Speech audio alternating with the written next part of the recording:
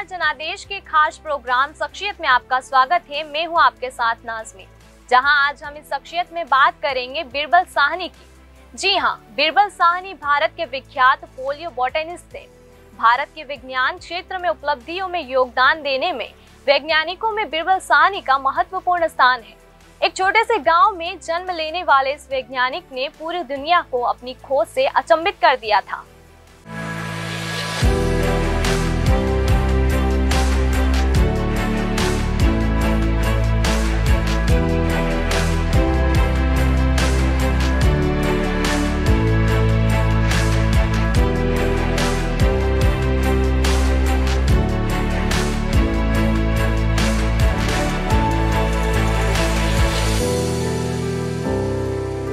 वनस्पति विज्ञान के क्षेत्र में बिरबल साहनी ने जीवन भर कई महत्वपूर्ण शोध किए, जिनकी बदौलत आज हमारी बॉटनी में हम विशेष उन्नति कर पाए हैं।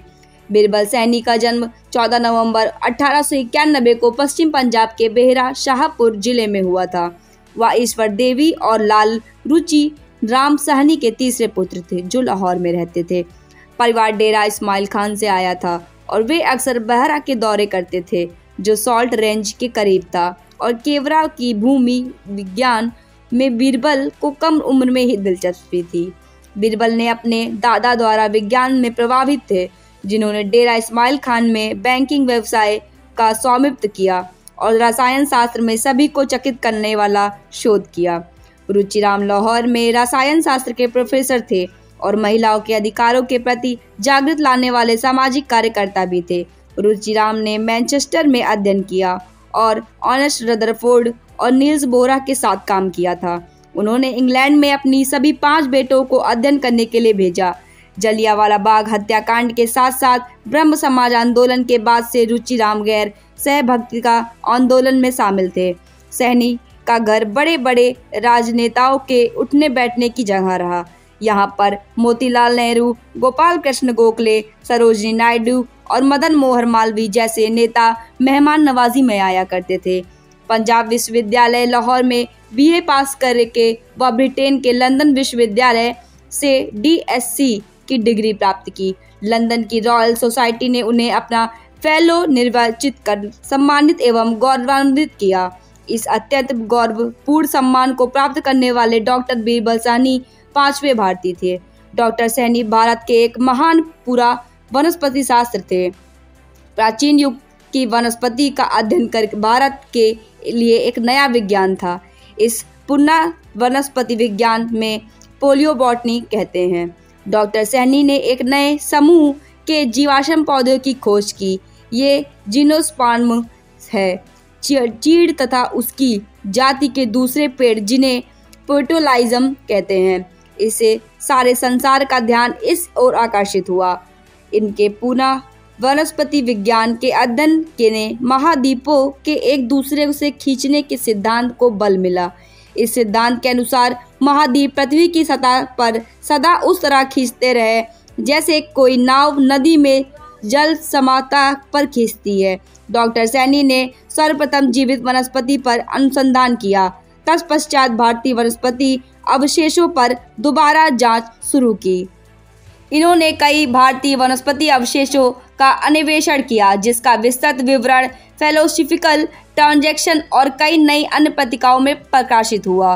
उनके अन्य अनुसंधान कार्य महाद्वीप विभाजन सिद्धांत, दक्षिण पठार की आयु, गैलियोस्टिपेटिस वनस्पति की उत्पत्ति के बाद हिमालय का उत्थान आदि।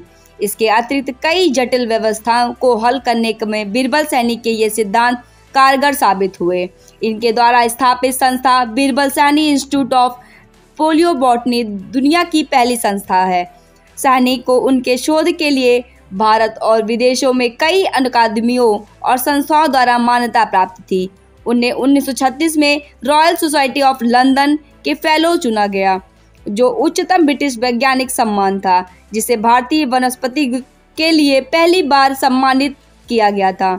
उन्हें क्रमशः 1930 और 1935 की 5वीं और 6वीं अंतर्राष्ट्रीय वनस्पति कांग्रेस के उपराष्ट्रपति फेलो बॉटनी सेक्शन चुने गए। 1940 के लिए भारतीय विज्ञान कांग्रेस के जनरल प्रेसिडेंट राष्ट्रपति राष्ट्रीय विज्ञान अकादमी भारत 1937 से 1929 तक और 1943 से 1944 तक। 1948 में उन्हें American academy of arts and science में मानद सदस्य चुने गए। उनके पास एक और उच्च सम्मान था। प्रोफेसर बिरबल साहनी भारत के पुरातत्व सोसाइटी के संयोजक थे। जब यह एक संस्था के रूप में रजिस्टर्ड हुई तब साहनी का योगदान बहुत बड़ा था। इन्होंने संस्था के लिए अपनी समस्त जायदाद दान कर दी थी। साथ ही साथ संस्था की बिल्डिंग के निर्माण के लिए उत्तर प्रदेश सरकार को करीब 4 करोड़ एकड़ भूमि दान में दी। 30 अप्रैल 1949 को पंडित जवाहरलाल नेहरू के हाथों साहनी के ड्रीम संस्था की नींव रखी गई। जब 1 साल पूर्व साहनी अमेरिका गए थे तब भारत लौटने पर उनकी अवस्था लगातार बढ़ रही थी। डॉक्टर्स ने उन्हें आराम की सलाह दी मगर वे नहीं माने। संस्थाओं को खड़ा करने के लिए दिन रात लगे रहे। इस घटनाक्रम के बीच 10 अप्रैल 1949 के दिन बुरा समाचार मिलता है कि दिल का दौरा पड़ने से बिरबल साहनी जी की मृत्यु हो गई। उन्होंने जो सपना देखा उसे साकार करने में सावित्री देवी और भस्कर प्रयास किए। जो प्रोफेसर साहनी के एक शिष्य सदासुन ने उनकी स्मृति में वनस्पति विज्ञान के क्षेत्र में श्रेष्ठ कार्य करने वाले वैज्ञानिकों को गोल्ड मेडल देने की परंपरा शुरू की। तो आज इस महान शख्सियत में हमने बात की है बिरबल साहनी की। उम्मीद है आपको पसंद आई होगी। कल फिर मिलते हैं इसी वक्त नई शख्सियत के साथ। तब तक के लिए नमस्कार।